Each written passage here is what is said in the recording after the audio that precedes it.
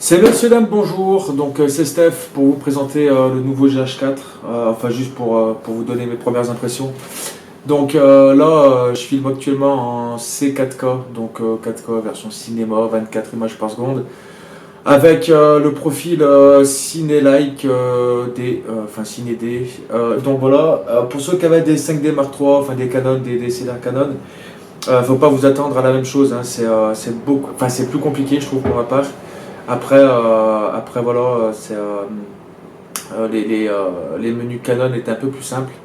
Et donc c'est vrai que là, c'est pas pareil. En termes de qualité, donc là, je filme avec un profil assez plat, enfin même le plus plat, je pense, du boîtier d'origine. Je sais pas s'ils vont en faire d'autres après, mais on verra. Donc là, je vais vous faire une petite correction colorimétrique pour vous faire voir un petit peu les changements qu'il peut y avoir si on fait un petit peu l'étalonnage. Donc là, il va y avoir un filtre qui va passer devant ou qui va juste passer devant. Donc voilà. Donc premières impressions, boîtier très petit, très léger. Je m'attendais à quelque chose d'un peu plus costaud parce que c'est vrai que le Mark III, il est à vendre, achète, achète. Le Mark III, il était beaucoup plus robuste. Donc c'était bien. On avait l'impression d'avoir un gros bordel, mais bon, après en termes de qualité, c'est peut-être pas forcément la même chose. J'ai fait 2-3 tests en basse luminosité, donc on a un petit peu de grain. Là, on va dire que j'ai un bon objectif qui ouvre à 2.8, un Olympus, un 12-40, version pro. Ça a l'air d'être pas mal. Je vais faire plus de tests ce soir, je vais attendre que la nuit elle tombe.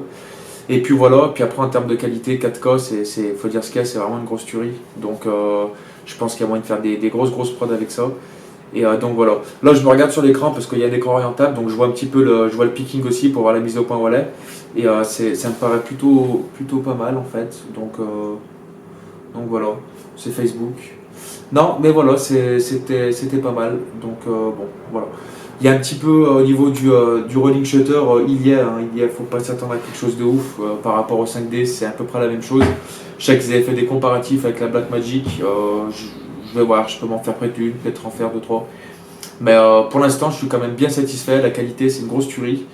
Et voilà. N'hésitez pas à prendre la grosse carte si vous voulez filmer avec. Bah, je l'ai pas là. Si, je l'ai. Si, vous faites chier, putain. Non, je veux pas l'ouvrir. Si, je l'ouvre. Allez. Quand je dis grosse carte, c'est une carte assez rapide. Hein. Voilà, moi j'ai pris. Il faut prendre minimum. Enfin, il préconise de prendre du HS3. Moi j'ai pris une 2 en 64 Go, 280 mégabits seconde. Donc voilà, hein, de chez SanDisk. Pour l'instant ça marche super bien, j'ai jamais eu de coupure, enfin c'est bien. Pour l'instant c'est bien, même avec le profil le plus haut, j'ai fait des tests en 1080 à 200 mégabits seconde, ça passe super bien.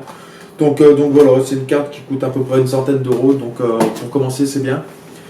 Et puis voilà, donc je vais couper la vidéo parce que ça me gonfle, et puis je vais faire des tests, et je reviens vers vous bientôt.